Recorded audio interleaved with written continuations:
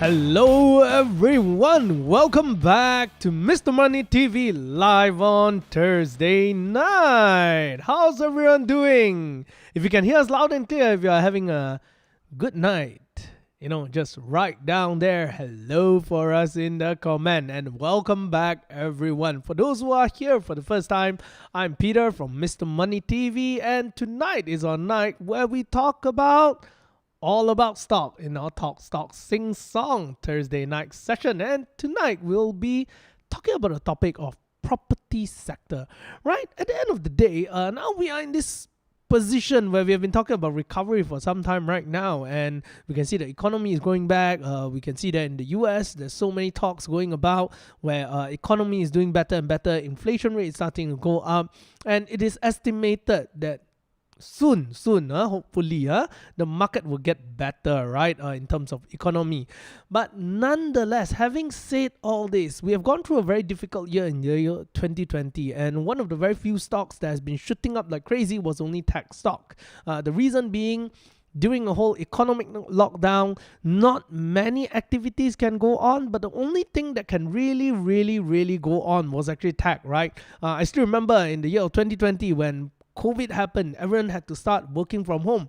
Zoom just shot up like crazy. How many of you guys remember how Zoom as a stock shot up like crazy? If you do, right, just write Zoom for us in the comment. And hello everyone, welcome back once again, right? And right now also, we are moving on, along the way. We have seen how the tech stock shoot up like crazy, and then it went just so high. Everyone was talking about the market bubble, this and that.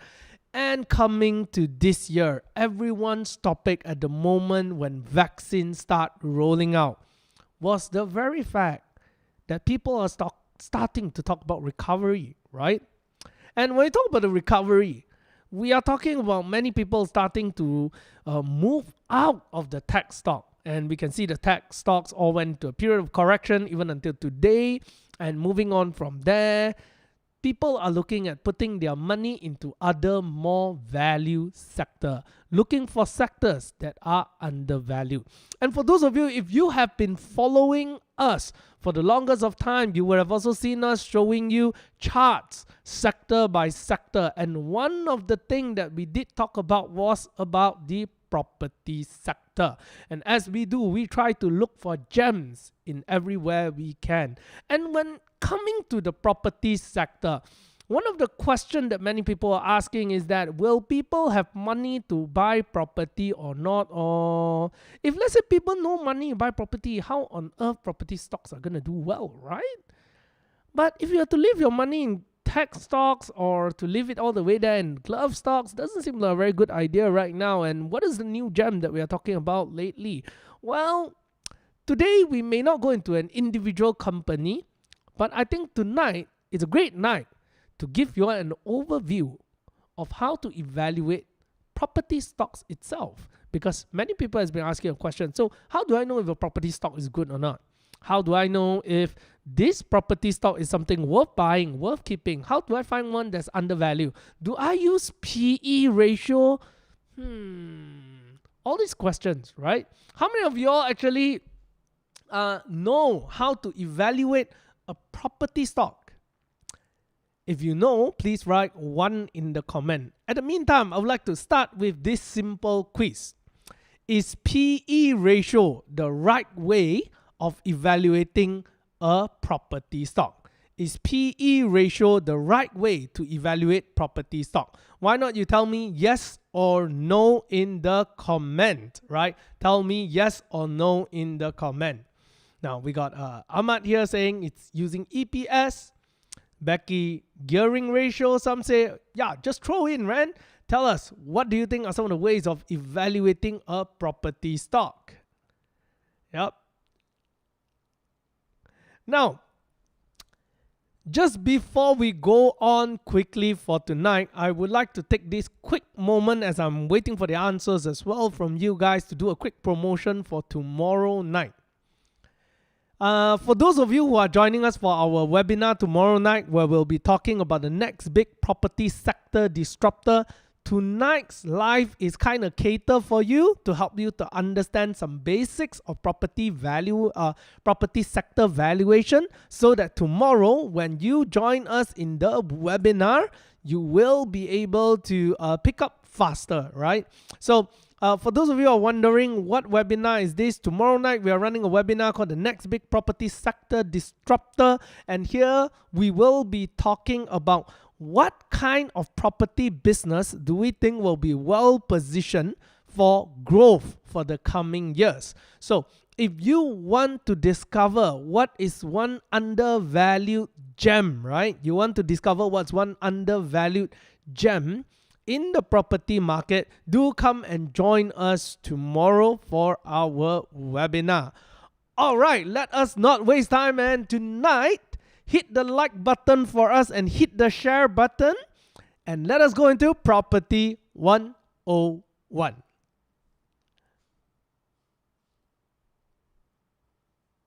All right.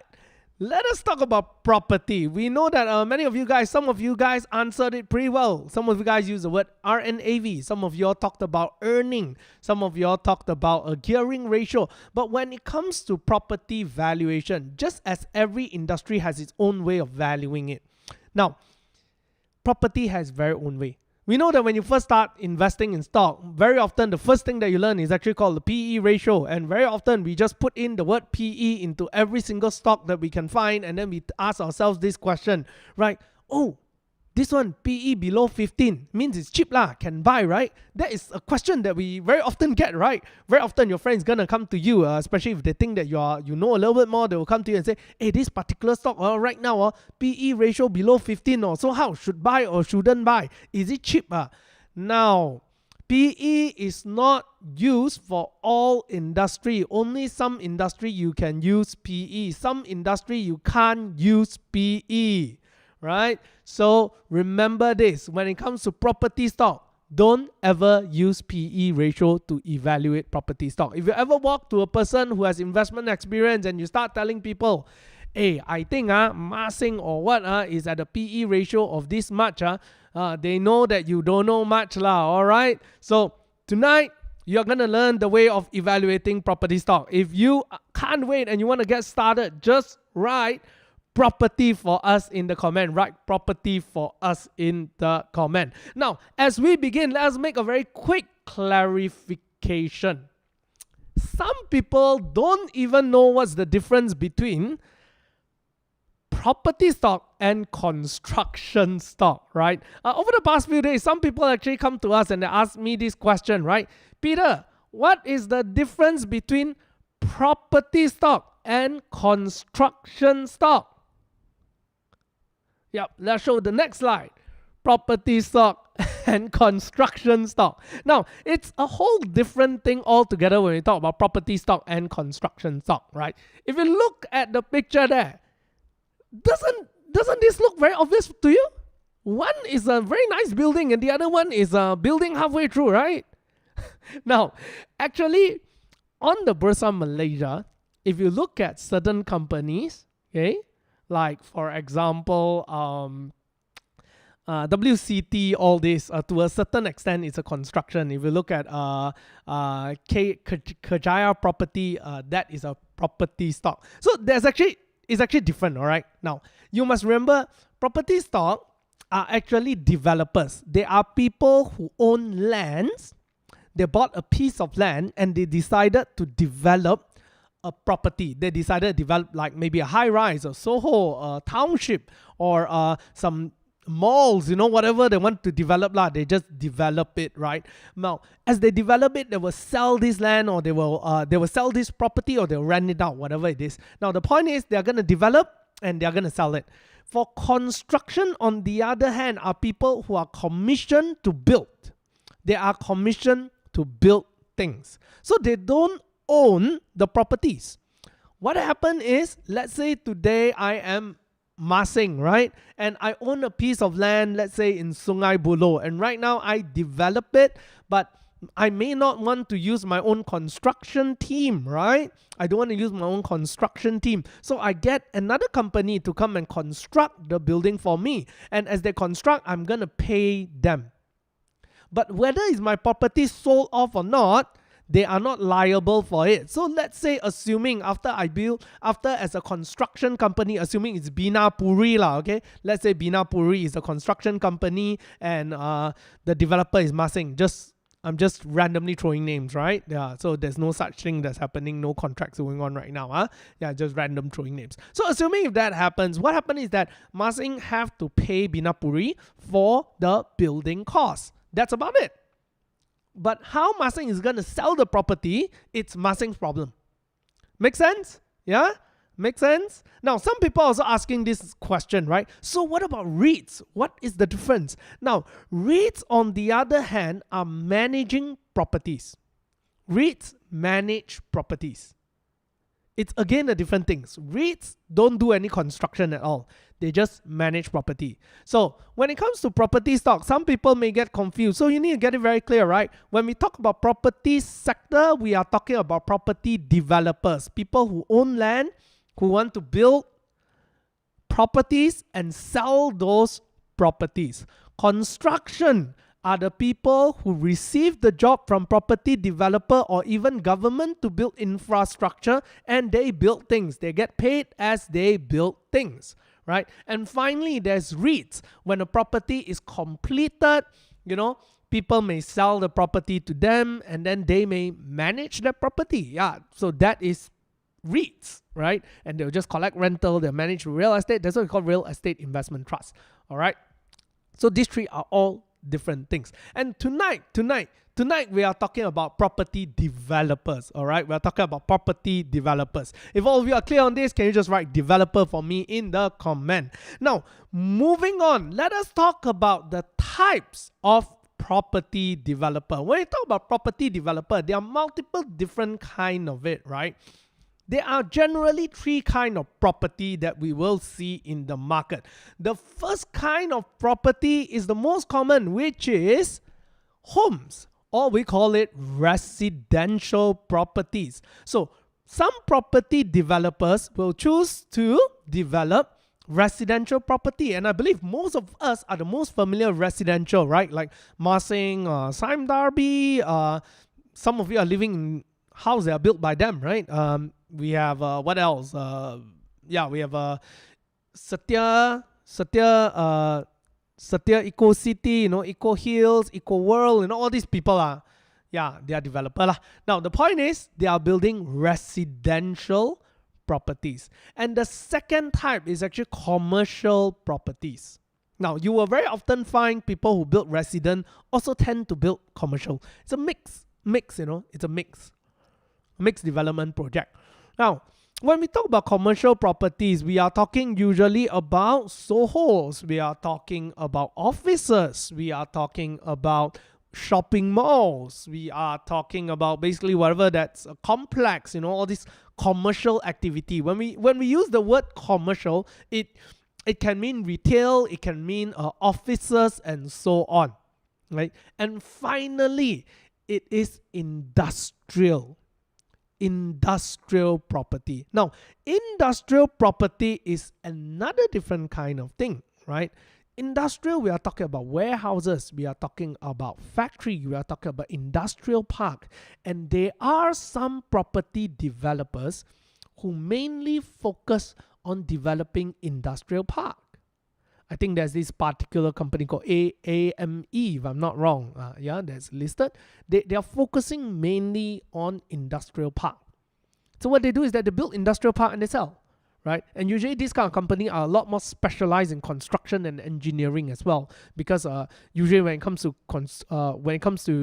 industrial park, that's it's a little bit different. It's a little bit different. It's not like a house, right? It's not like commercial property. It's mainly a factory, so it's a whole different set of things. So these are the three general category of types of property development, and generally we will see most developer try to have a mix of all three if they can, generally focusing on the first two, which is residential and commercial.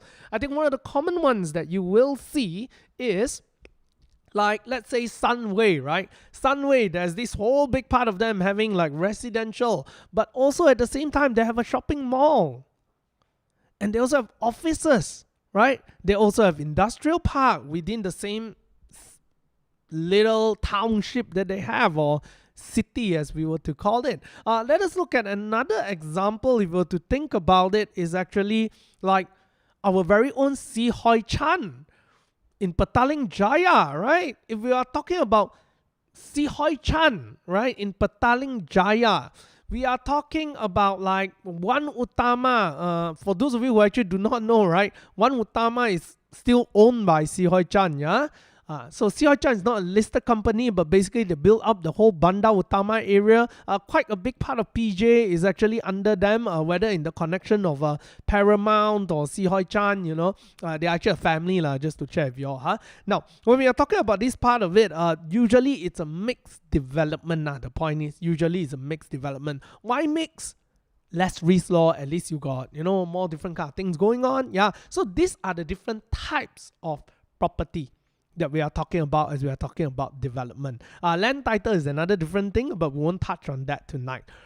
However, these are generally the few things that we are looking at. Now, having said this, right, let us look at one of the most important things. How a property company makes money. What is their profit model? Generally, there is two ways that a property developer can make money. Number one, they can make money through a sale of their property. Number two, they make money from rental. Now, if you actually look at one of the very simple case study here that we can use. If you were to look at Si Hoi Chan, in the earlier days, they owned the Damansara Utama land, they own Damansara Jaya, quite different parts of, I think Paramount that side as well, all different side of the whole Bandar Utama, all their place, right? Now, what happened is that they started building residential property, but at the same time, they also build commercial properties. And what they do very often is that some commercial properties they will sell. For example, their offices they may sell, but some they don't sell, right?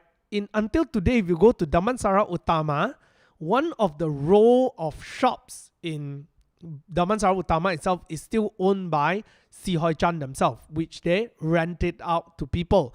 They don't sell it.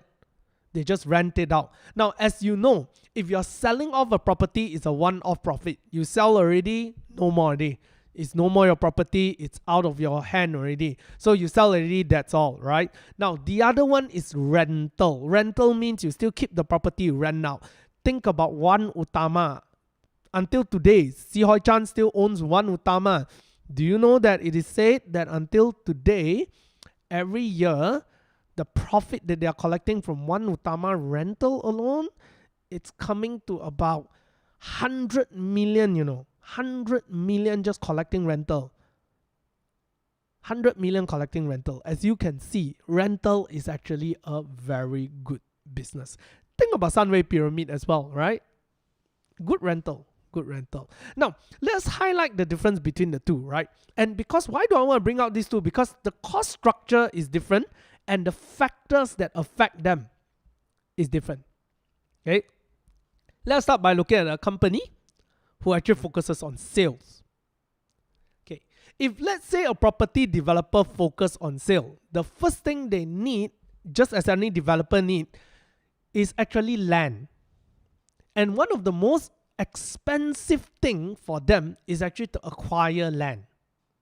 Some companies who are long enough in the industry would already have legacy land, they call it. Legacy land, which means that they've bought it many years ago, and then right now, suddenly development happened, like for example, Si Hoi Chan, who owns Damansara Utama and Bandar Utama for the longest of time, and then as it develops, it just turned into golden land.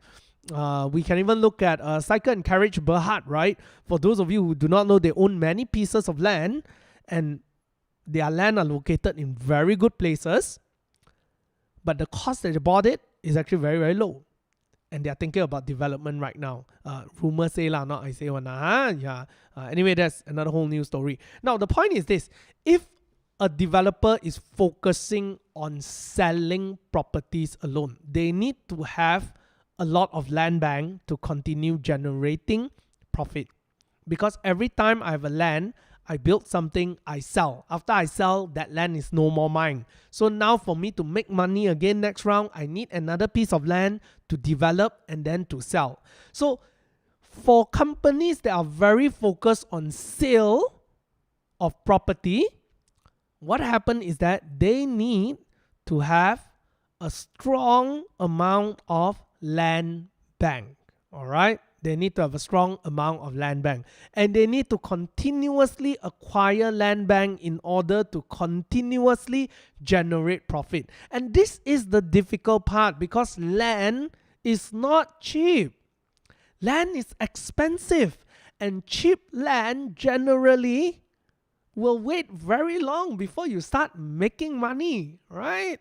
Yeah, some developers actually literally buy those land and keep them for 10 years before it start developing.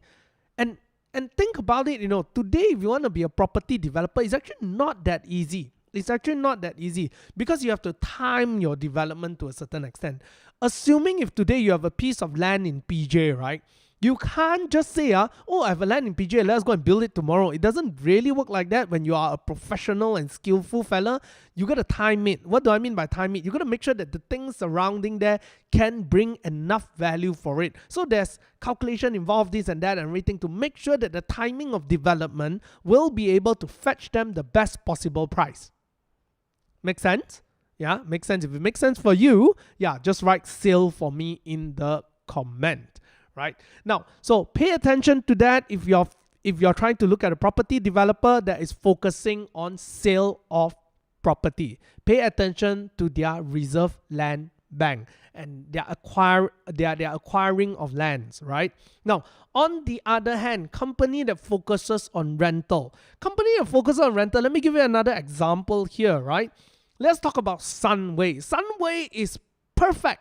smart, intelligent company lah. Think about it, huh? So they build up properties, and they have certain properties that they sell to people, right? But on the other hand, if you notice, they have hospitals, they have malls, they have offices, they have so many different kind of commercial property, quite many owned by themselves, and they continuously collect rental. Companies that focus on collecting rental tend to be a lot more stable, and you can predict their earnings. And this kind of company, that is the best time to use stuff like not just RNAV, but also using DCF, because continuous cash flow, discounted cash flow is a good valuation method for companies that are very much focusing on rental as well, right? Now, let's take a look at Sunway. Having said that, right? If you actually look at Sunway would build the property, they will sell some of them, and then after that, they will sell it to their own REITs, Sunway REITs, and then now you're talking about a different thing again. You're talking about NAV, you're talking about a dividend yield and stuff like that. And then they just continuously collect rental. So they build up the property, they sell it, they make one profit already. Then as a REITs, they collect management fee again to continue making profit. Voila, fantastic, right? And then collecting rental. Yeah, so as you can see lately, more and more property developers start to want to go into rental game. If you notice nowadays, more and more property developer start to go into the rental game. I believe that's one of the reasons why you see more and more malls as well, because malls is one of the common way of them generating rental, right? Like we talk about like Mead Valley, all these different kind of malls around, and different companies are also using different ways to generate income. If you look at Si Hoi Chan, they are focusing very much on commercial properties, right? Focusing on shopping malls and so on. If you look at Paramount Group, Paramount focuses on education, building universities, right? And if we were to talk about what else there? Yeah, Sunway, a variety of it, right? WCT, right? Paradigm Mall is owned by WCT. So more and more property developers are starting to go towards rental. Why? Because it gives a stable income. But having said that, you will find that companies who are focusing on rental income tend to be boring. Yeah, so it's not so exciting lah, because, well, it's stable, it's good, and stable and good means not exciting lah, right? Nonetheless, it all depends on yourself, right? Boring doesn't mean it's bad. There's this saying, in fact, that says investment is supposed to be boring. If it is exciting, you're probably doing it wrong. Right. Now, so we have talked about a profit model. Pay attention to the recurring rental rates, how many properties are on rental. Pay attention to land bank. These are some things that you'll pay attention to. And now, having said that, right, let's address the next part that you must pay attention to when you evaluate a property developer, which is their inventory. Now, generally, there are two kinds of inventory a property developer will have. Number one, land. Undeveloped land, they are reserved lands, they are land bank, and generally, like I said earlier, there are some companies who have legacy land bank, which is in this Klang Valley area. Good for them because the price is shooting up. Some will need to be busy acquiring land outside of Klang Valley area, because if they acquire within Klang Valley area, it's extremely expensive. So some are actually asking this question, right? How come there are not many properties in Klang Valley that are below 300,000 or 500,000? It's hard to find affordable property. The main reason is this: the land is expensive. It is very difficult to get land cheap in Klang Valley area. And that's one of the reasons why you see there's more and more high-rise in Klang Valley area as well. Because it's not easy to find a big piece of land. That's number one. Number two, it's not easy or extremely difficult to find a piece of land that is affordable or cheap. And at the moment you buy that land, the chances are You need to develop it. You need to build it up. You got to make sure you sell it at a good price in order to recover, right? Recover your profit. If not, might as well you just sell the land rather than building something on it. Right? And that's the reason why we see that there are not many affordable properties around per se. So land bank, that is one inventory. And land bank is a great thing for companies who are focusing on selling. Now, definitely not too much of it is good, but because it's land, when you buy a land, it's dead money, you see. You put the money in here, you buy the land, you put there, and then if you can't develop for the next 20 years, your money is stuck there for 20 years. You're losing opportunity cost. So there needs to be a very proper calculation. They need to manage this part really, really well, right? Now, on the other hand, we are looking at properties as their inventory. Standard, when we talk about inventory, it means products that are unsold, right? And generally, there are two kinds of property as their inventory. One is property in progress. Number two is actually completed property that are unsold. So imagine this, these days, how many of you went to a sales gallery for property before?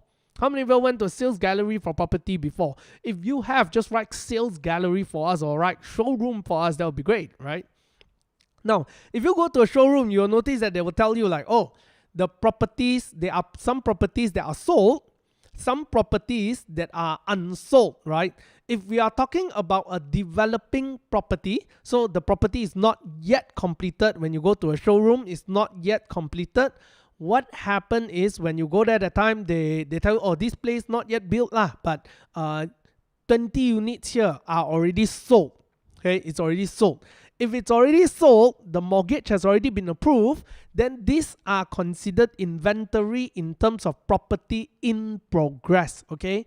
In progress, construction in progress. And this is actually considered a good thing lah, because you haven't built, finished, already sold, right? Yeah, haven't built, finished, already sold, right? Sorry, haven't sold. Sorry, I got it mixed up a little bit. Unsold, but it is in progress. Means the properties that are not yet sold but haven't built, finished yet is considered their inventory. Property that are sold, we'll talk about it later because that's considered done deal, right? We are talking about properties that are unsold that are still building. You know, the one that you can still go and book right now, that is considered property in progress. But if let's say when you go to a showroom, they can bring you to the exact unit because it has completed, then that one is considered a completed property that is unsold. It is still with them. Now, property that are completed that are not sold versus property in progress that are not sold, which one is better, which one is worse? What do you think? What do you think? Why don't you all share with us in the comment? Now, it really depends on yourself, but at the end of the day, I would say, or I would argue based on today's trend, if your property that are already built up and are unsold, it is worse. The reason being is because you already put in all the money, but still no one buy it yet. So the money is there, stuck there. Money is still stuck there. So it's not a good thing. Now, in progress, not so bad lah. At least you haven't put in all your money yet, you know. So it's not a full investment yet. So you still got some time gap there in that sense. When a company have a lot of completed units unsold in their inventory, that shows that particular property, developer's property, is not doing very well at all. Yeah, it's not doing very well. Because imagine, you already got a unit there, but still not sold. What does it mean? It tells you that maybe people don't want the property. Doesn't sound like a very good thing, right? Yeah, so pay attention to this kind of thing. And yes, exactly, these days, when we talk about property developer, the biggest problem is that they have a lot of inventory. And having said that as well, right? Just looking at the problem with especially commercial units, right? There's a lot of Sohos that are unsold right now. It means that they've built up the whole thing, but until today, they still can't sell it off yet. And that's not good. And guess what? very often, let me share with you something here, right? It's quite interesting. Very often, many of these property gurus that you see, right? They would actually go to this developer and they would ask them for their unsold units. They will ask them for their completed unsold units and help them to bulk sell it and sell to their students at a discounted rate, but they take a cut lah. So that is actually a very common practice in the market. Yeah, and they'll tell you like how great this property is, everything all. I managed to do a bulk buy, so I negotiated with the property developer and we managed to get it like 50 units at this amount. Then they take a cut in between lah. Nothing wrong with that. Is everyone have their own way of making money, right? I mean, they go and negotiate a deal. Certainly, they deserve a cut lah, right? That's just how it goes. But nonetheless, just be careful, be very careful. Yeah. Having said that, unsold units is something that you want to pay attention to. It tells you that, it's not very sellable lah. So now we have talked about the property business model and stuff like that already. We have talked about the business model side. Okay, let us move on to talk about some of the calculation methods that you want to use to evaluate a property stock. If you're ready for that, just write evaluate for me in the comment. Now, let us take a look at the first number that you want to look at is what we call a GDV, gross development value. When you want to look at a property developer, the first thing that you want to pay attention to will be the gross development value of the land, right? Of the project. How do you, we're not going to go into the deep calculation of it. You can go and Google it up or whatnot. But the point is this, right? Generally, this is how it works. Let's say today I tell you that I have a 1 acre land in PJ area and I will be building 1,000 units of property. 1,000 units of property and each will be sold at 1 million ringgit. Now, that is a 1 billion GDV. Basically, the point is, if I build this whole development up and I manage to sell everything, how much money do I get? That is called a GDV. And that number is very important for every property developer.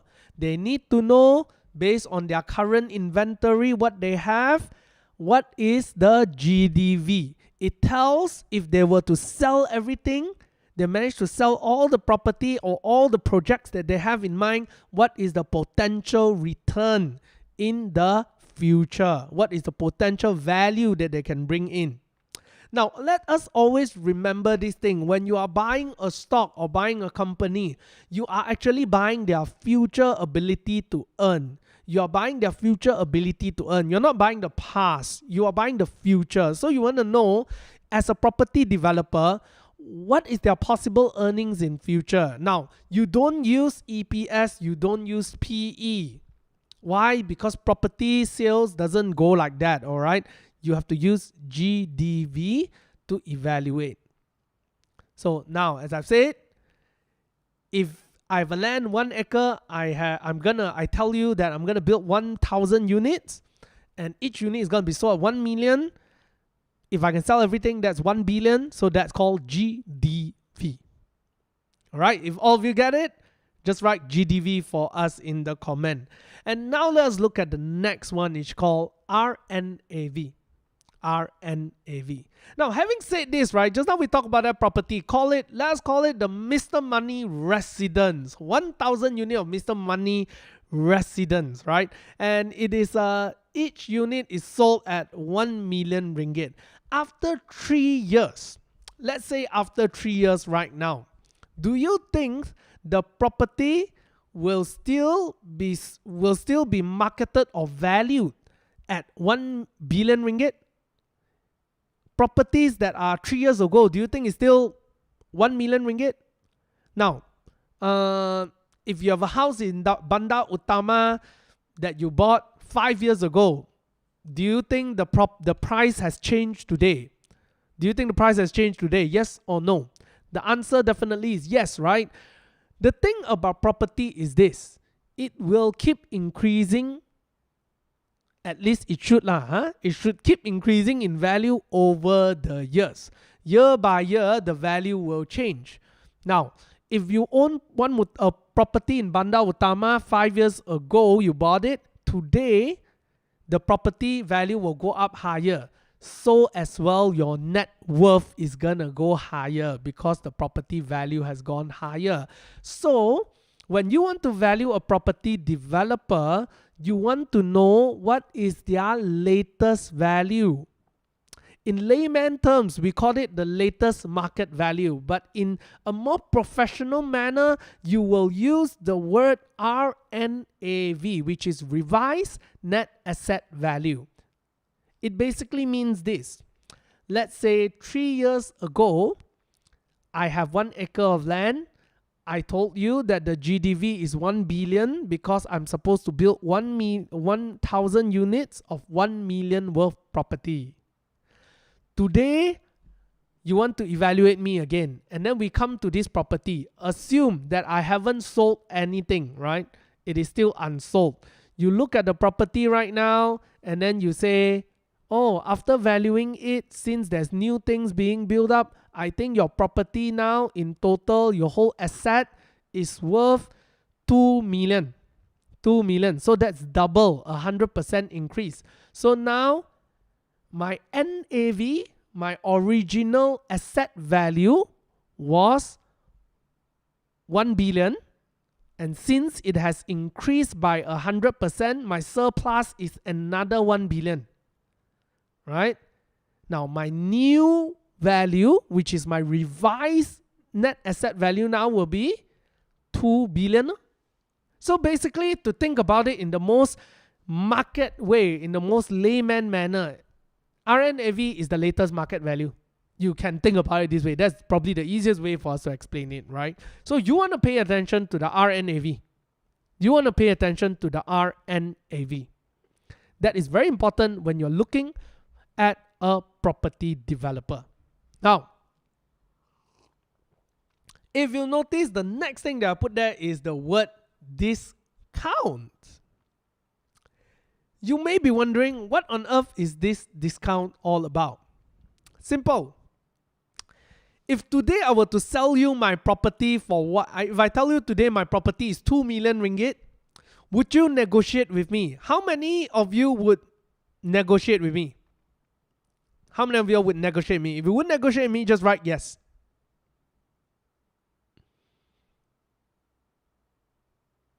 How many of you would negotiate with me? Most of you would negotiate with me. I would go and negotiate, right? And if I tell you it's 2 million, please don't take my word for it, right? As a smart consumer, you should go and do your study and you should apply a discount to what I just said. You should always apply a discount to what I just said. Because it may not be true. Now, property value is very affected by many factors. If you tell me your land is 2 million, but there's no road to go in, it's not 2 million. If you tell me your property is 2 million, but right next to your unit, there will be a 1.5 million unit being built up, and it's going to block your view, it's no more 2 million. Does it make sense? There's so many things that's going to affect property value. Not just the location, not just the development surrounding it. On the other hand, macroeconomic factors, such as if government tighten the loan suddenly. When government tighten loan suddenly and no one can get loan, less people can afford to buy a house, then what happened? The value will consider go down. Why go down? Because less demand, people cannot afford. What to do? You have to give a discount. Yeah. If interest rate is low and market is very good, people all making money, more people take loan, more people buy house, it may appreciate some more. So it really depends on so many factors. But generally, when a when you look at property developer, when you look at the RNAV, you want to give it a discount. You want to give it a discount. Okay? Generally, when you talk about giving it a discount, in today's market, you are looking at about 60% discount. But this discount is an art. There is no exact way of giving a discount. Now, please write the word art if you are getting what am I saying. Why art?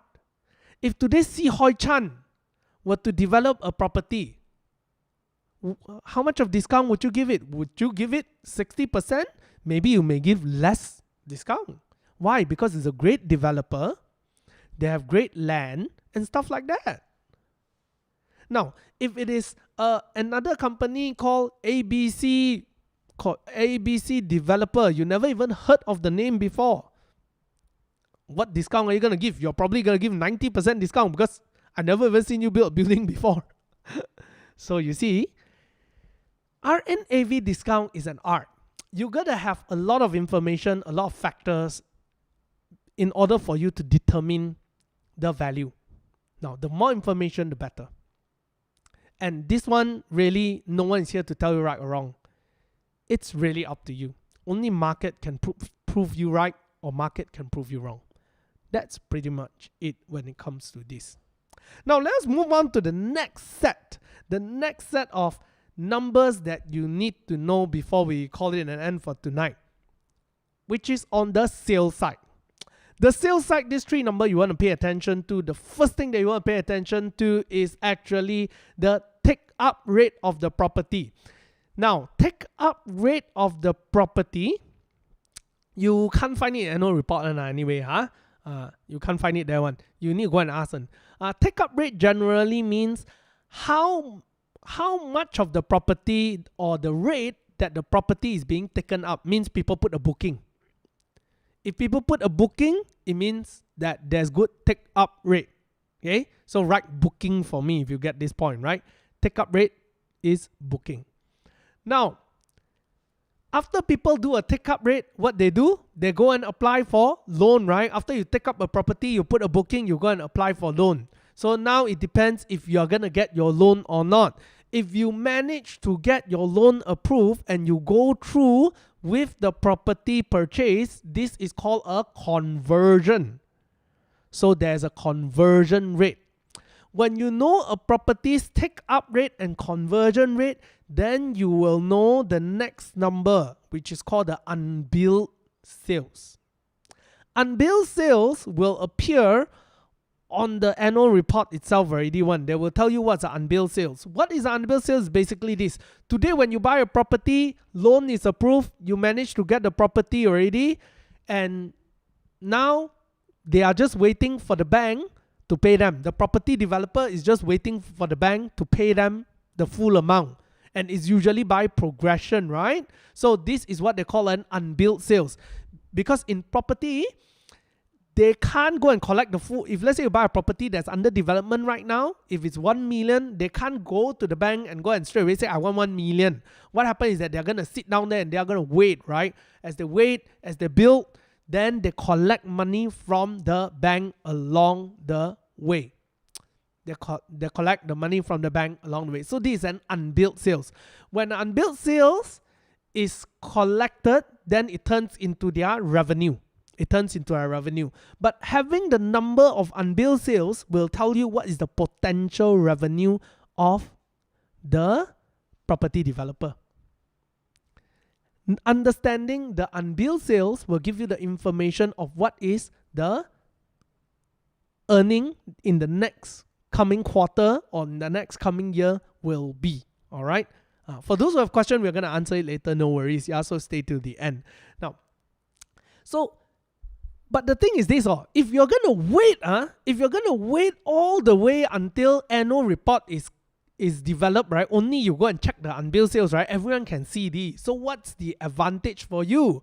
You got no advantage. So what you need to do is you need to go and find ways to figure out the take-up rate and conversion rate of a property development. If you can find out these two numbers, then you can predict what will be the unbilled sales before the quarterly report or the annual report comes out. That is how you get an advantage in information before you invest in a property stock. Now, if you know how to get there, if you know how to get these two numbers, do welcome to write it in the comment. Yeah, I won't share about this one.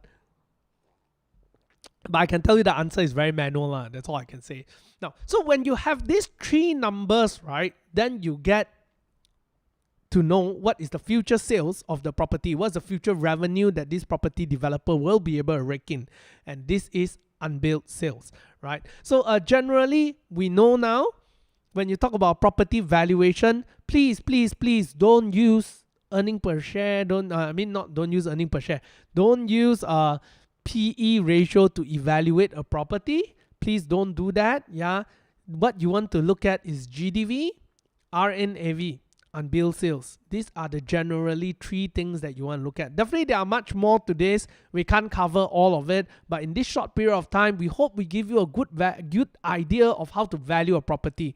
First, look at the property in terms of the business model. What kind of property are they building? Is it the kind of property that is matching the current standard, the current need in the market? Do you think this kind of property will have a good take-up rate? Will it have a good conversion rate?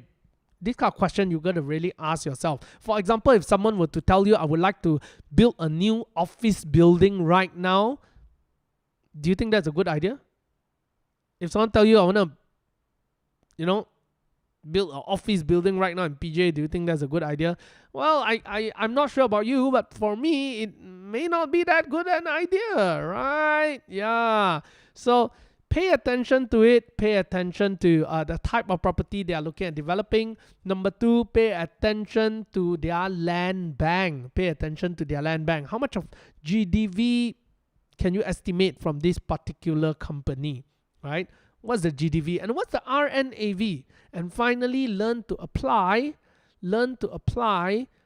a good discount to their RNAV. And lastly, look at their unbilled sales, because that will tell you how much money they are getting in the coming years. So that's all when we talk about evaluating a property stock. So thank you very much for joining us tonight. And right now we are going to open the time up for a period of Q&A. All right. So we have some questions here. And if you enjoyed tonight's format and you enjoyed the show, please write good for us in the comment. Right, because we are experimenting something new. We are trying to do some different settings and all. Yeah, if you enjoyed tonight's way of presenting, yeah, please write good for us in the comment. Or if you have something really heartfelt, right, that you want to tell us, just PM us in the inbox as well. No problem, right? Yep. And now, at this point, let us answer some of the question. I think the first question that we'd like to answer here is by Zen, right? Zen said, but isn't RNAV contradicting with the point that you said property companies should have inventories? Now, the first question that you're saying, property companies shouldn't have inventory. Not really. That's not really what I meant. I'm saying that if they have too much of inventory, it means that they can't sell their property. If they can't sell their property, then it means their money is stuck there, and then there's no revenue, right? So it's not that good. But nonetheless, what kind of company can immediately sell off everything? And on the other hand, if they don't have inventory at all, then how can they project their future earning? Right? It means that if you have no inventory, it means you have nothing to sell, Can you imagine this? You go to a 7-Eleven and it is empty. Today you walk into 7-Eleven, it is empty. Do you think it means that it's going to be good? Tomorrow you walk in again, it's empty. It's not like early morning they sold off everything, they have no inventory. Well, their goal is to sell their goods inside the 7-Eleven, but they also need to make sure that they have a good balance between inventory and sales. They don't want to have too much of inventory, and they want to be able to generate sales. So it is the same thing here. Think about Tesco or 7-Eleven, but imagine instead of Cadbury candy bars, think about the inventory is their property and their land. And hello to those who just joined us once again. I know my mom is around here as well, Auntie Catherine and yeah, and Uncle Edwin Tang, Manchi, all these were just joined in. And Raymond, I believe this is the Raymond that I know, right? Now, Raymond, to answer your question, what's the net profit when a property is completely sold out? Let's say a condo. Now, I wouldn't know the net profit, but it's not. It's something that you probably gotta go and calculate. But easiest is actually to look at their revenue. And usually when we actually look at net profit of a property developer, right? I think generally you're looking at about 10%. Yeah, 10%, about that range lah, about that range. That's the kind of thing. Yeah. So let's say Afifi is asking, taking cash back after buying a property, is it a good move? Now, this has nothing to do with stock evaluation. This is generally a question of when you buy a property and they offer you cash back, is it a good thing or not, right? Well, the answer is it depends on you. Always remember this, if you take a cash back, you got to pay back. It's not a free money, my friend. Sometimes property developer like to offer you like a cashback of 100,000. People feel that like that 100,000 sounds like free money from property developer. I'm so sorry, that money is not free. That is actually loan that you took up, and it's extra loan, and they are giving you back your loan. So you are bearing the fee for that. You are bearing a fee for that. Now, if you were to ask me, will I take it? My answer is I will still take it, but I won't spend it. I would reinvest it back into the property loan account, especially if you have a flexible loan. I would actually just invest it back there, or I may invest it into something that gives me a better return, right? But not too much of risk. Something that gives a better return, but not too much of risk. Because these days, if we are talking about property loan, we are talking about 3 point something, right? 3.15 or something like that. It's not super high, yeah. So, okay, can beat that. So if you can take the 100,000, put it into something and give it about 5%, congratulations, you have made money. Yeah, I think the easiest to think about ASB, right? That already made you money, already. So you're making money in terms of like, you know, taking money from here and putting it the other side, right? So for me, it's a good thing, but it still depends on your own risk appetite. So I will say, please be careful with it.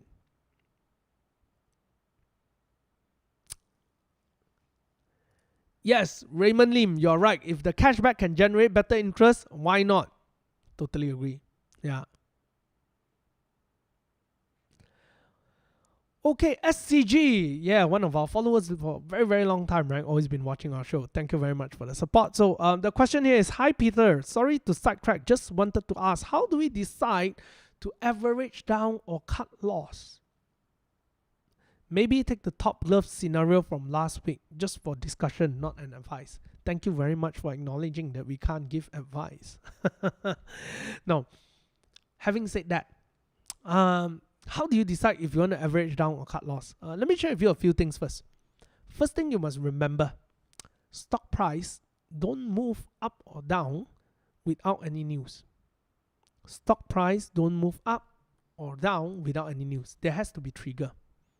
Okay, now certainly assuming we talk about glove is a stable business, it's a great business, but will I go and average it down now? I personally may not have feel that it's a super right time, especially today the price has already went up again already. So I wouldn't do that. Number two, to think about it, it depends on how much capital you have and how much are you willing to continue putting in. Yeah. Let's put it this way. When do you think the glove stock will recover to its previous price? That is a question that you have to start asking yourself first. If you think that it's only going to recover in 10 years, then you need to ask yourself, do you want to start putting in the money now? Does it make sense to you? And at every point, when is it going to go up more? You know, that kind of thing. So it's really about timing it. I would say that one dummy strategy some people can try to apply. A dummy strategy is not an advice. It is just like a textbook kind of thing, right? Is that if let's say you have invested a certain amount in glove stocks, and right now you are thinking, do you want to average down? And if your position is a value investor in that sense, where you believe that it's okay, I can hold this stock for 20 years and I don't want to think, maybe you can just put in some money every month. Dollar cost average it a little bit. Yeah, kind of like how you're investing in ETFs or whatnot, right? But on the other hand as well, you may have a question of why not take the money and dollar cost it into other things that have a higher chance of moving? So it really depends on yourself. In every decision that you're going to make, there will be another counter to it. Put it this way, there will always be a better suggestion. So you just got to be very certain of why are you keeping the stock. Now, on the other hand, I think very often when people ask us this question of how do you decide to average down or to cut loss, right? I think very often when you started investing that time, you didn't have a very clear sense of purpose of why you're buying that particular stock. That's why you don't know when to go down, when to exit. This plan should already been developed before you even started putting your money in. Yeah. And probably you already had a plan, but you didn't execute it properly along the way, and that's why this is happening. But having all said that, no point discussing on the past. Let's look at the future. So the question is simple. Number one, how much of risk are you willing to take? How much of risk are you willing to take? In the sense where if you're going to continue dumping more money into a stock that is going on a downtrend generally, okay, if you notice, the healthcare sector is on a general downtrend, okay? Yeah, the overall is on a downtrend. If you want to keep putting money in something that's on a downtrend, you got to be ready to keep putting money. You got to keep putting money. So the question is, can you commit to that? Now, number two, are you going to cut loss? Well, firstly, when you invested in a company, do you believe that this company can go for 10 years, 20 years? Now, and if that was your plan, then stick to it. Keep it for 10 years to 20 years if you still think that it's a great company. Right? Finally, unless you are having a short-sighted timeline, like you're looking at like 3 months, 6 months kind of thing, and you really don't think this company will be going back up in the next 3 to 5 months, and you have other better opportunity that can give you a return, then why not? Yeah. So it really depends on yourself. But these are the few options that you can pay attention to.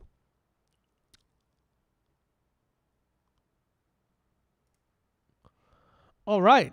Masing seem to be shooting up while most others are still red so far. Do you consider them as property stock if they are investing in other sectors such as glove? Well, Masing, yeah, they are venturing into glove, but generally their core is still in property, so we consider them a property stock. But yes, that is why some people don't like to invest in consolidations or conglomerates. Like for example, Genting or Hapsing, because so many different kind of business, very hard to value. You have plantation then you have property you have all these very mafan, very hard to value. That's why some people don't really like.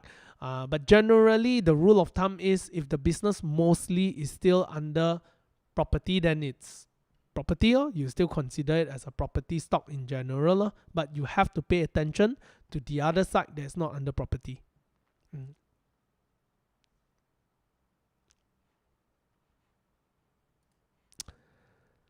Paresh, do you go to property site and do you take along student when there is a property? Well, maybe. maybe that's a good thing to consider. Yeah, you want to have a property class trip. We all can like organize a trip to go and look at a property. Are you interested in that? If you're interested to go and like, I can actually organize, because there are some property developers who have approached us before.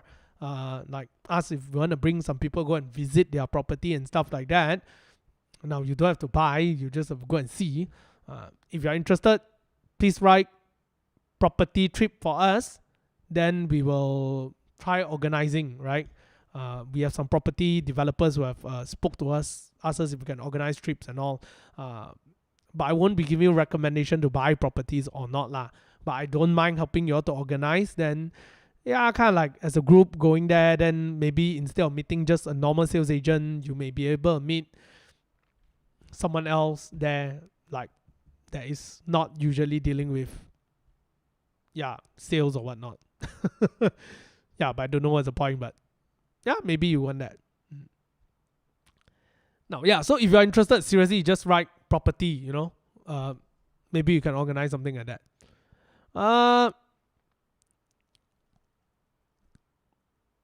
Daniel asked me, what do I think of whole hub construction? I got no opinion on that. Van Hammer asks, what if RNAV is high but debt ratio is high? Would this company be good to invest in? Now, generally, we have to understand that most property companies do have quite a high debt ratio to a certain extent, generally. But having said that, I would say that you need to understand for most property developer, just as any business, you want to make sure that they are at least quite healthy in the cash flow side. They are not... They are financially, they are well, right? So if that company, that they're gonna make money, but the fundamentals and the financial is a mess all over the place, that if just a little bit, then they're gonna mati, then I would say, better be careful lah, huh? End of the day, RNAV is not everything, huh? All right, let's see. What are my views on Axiata and DG merger? I don't know, man. I don't know. They've been talking for the longest of time, right? I feel like it's just talk only lah, never do one. Tatao. Now, I think this is a very good question. Which should be better, property stock that focus on rental income or just getting REITs, right? Which is better, property stocks that focus on rental income or just getting REITs? Now, if we're talking about it, I would say that it depends on yourself. If you're looking at a property stock that gives you rental income and then a property REITs, my answer is still at the end of the day the same. After you do your valuation, who's giving you a better return and who is giving you a better future potential return? That is the most important question. It's not so much about this is better or that is better. It's who is making more money for me. That is actually the most important thing. So having all said this, right, I don't even care whether is it income or REITs. End of the day, it's my investment strategy. I want to get something out of it. Let me put it this way. If my goal is to have high dividend yield, I may not even consider REITs. I may consider certain plantation stocks at this point right now that has great dividend. Because my goal is to have dividend yield, is to have great dividend. My goal is not to buy a REIT, right? My goal is to have dividend. Does it make sense to you? Right? So don't get too, it's like, don't get too caught up by the tool. Be more focused in the purpose of your investment. Be more focused in the purpose of your investment. Oh wow, quite some people will go property trip, huh? Maybe I can organize lah, huh? Hey, really, if I talk to developer, later malu, if no one want to go. Yeah.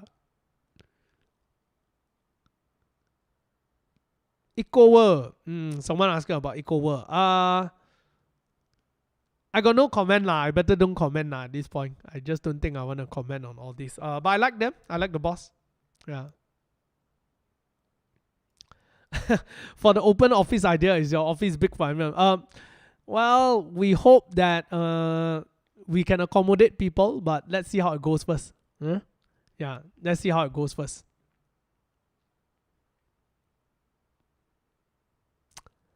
Right. Let's see.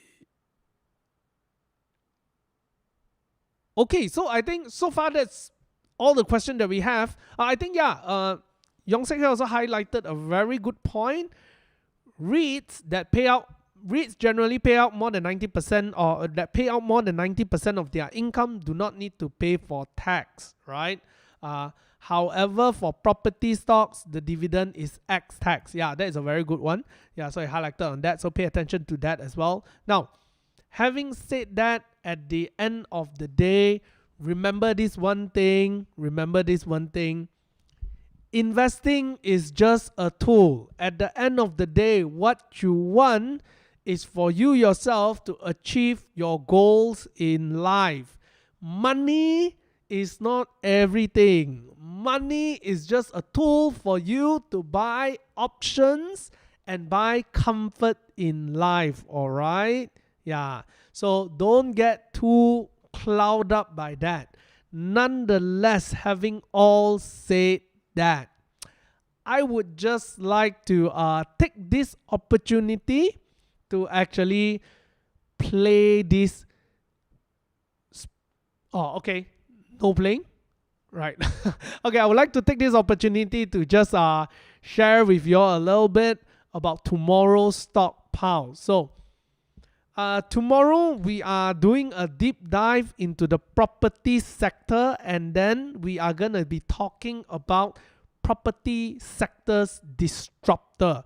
What is some business models in the property sector right now that can really disrupt the property sector itself? And hopefully, right, that you can see a gem in this thing. Right, hopefully, let's see how it goes, right? And if let's say it's great and you all like it, we may try to invite the CEO and see how it goes. We may be talking to certain property sectors and try to invite some property developer CEOs to come and talk if we can. But let's see how many of you all like property first lah, in terms of property stocks lah. So if you'd like to find out more about the property sector disruptor, do come and join us for tomorrow night session. And nonetheless, I want to share with you guys this one thing as well. For those of you who are in the market update group, you get a cheaper fee, right? You get a 40 ringgit discount. And I would suggest you all, for those of you who are paying, who are doing a slightly more active kind of investing, and you do not want to be outdated to stock investing itself, I would suggest you to take a look at our market update group that we work together with my friend, 10-year investment banker, to join that Telegram group. What we do in that Telegram group is that on a daily basis, he would actually give you a summary of the news of the day before. And it's not just news, but news that relates to Malaysian stock market and how you should respond to the news. The point is, there is so many news in the market right now, right? And it's very important that you learn how to distinguish in between noises and real good quality information. And that's what he do. And it takes time to study that. So what he does is that on a daily basis, he sums it up for you and differentiate between the noises and the useful information for you. And if you'd like to find out how it works, do join the Telegram group for a 7 days free trial. Join the Telegram group for 7 days free trial. Yes, it's free for 7 days. After 7 days, you can cancel it if you don't like it. Anyway, it's 1 ringgit a day if you decide to pay for it in future. But that's all about it. Love you guys. Thank you very much for joining us. We look forward to see you for tomorrow night's session and for our next live session. See you guys. Good night.